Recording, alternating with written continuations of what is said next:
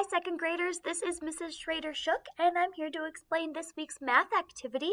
We are doing a sequencing activity. Some of you will have already gotten a sequencing activity, but for some of you, this will be your first one. So I want to make sure I go over it so that you know exactly what to do. So this is sequencing activity number 2, coming out September 28th. And you can see it has 8 slides all together.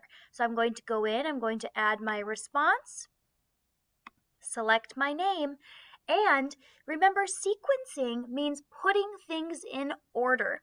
We have pictures on this screen that are all mixed up, and what we need to do is put them in order.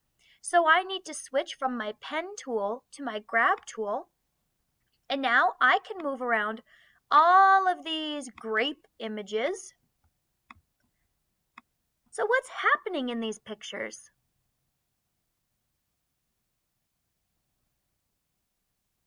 I'm noticing some of them have lots of grapes on them, like this one, and some of the pictures don't have a lot of grapes, like this one. So I need to decide what happens first. Do I think it starts with a lot of stems and it grows grapes? Or does it start like this and people are taking off the grapes to eat? To me, it makes more sense that we're starting with full grapes and then people are starting to eat them. So it looks like this one is going to go in a number 1. That one is totally full. And now as I look at all of my other images, ooh, look at this one. Someone has eaten all the grapes. So I'm going to move that over so that I make room to move this one here. Your job would be to decide out of these 4,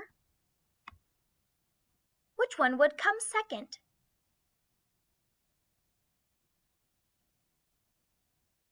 It looks like this one has the least amount of stems showing, so I would move that over. And then I would just keep moving my images until I have all of them filled up. When you're done with that slide, you go to slide 2.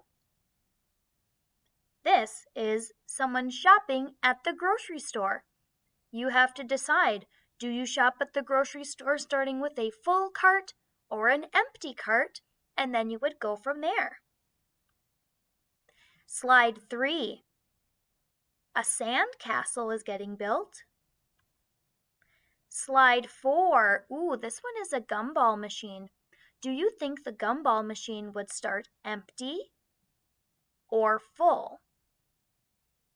Remember, a gumball machine, I don't know if you've seen one before, so let me just quick explain it. You put a little quarter in here, and then a gumball comes out. So decide, would you start with an empty machine or a full machine? Ooh, we've got different birthday cakes.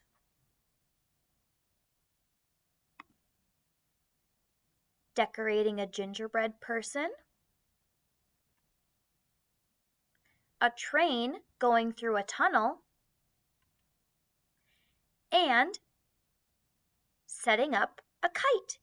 Have you ever set up a kite? I would love to know.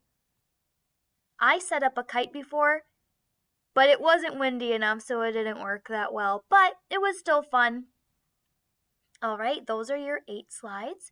When you are done, you're going to hit the green check mark and send it back in to me. Again, this is Mrs. Schrader Shook with your sequencing math activity this week. Have fun, and I will see you again next Monday.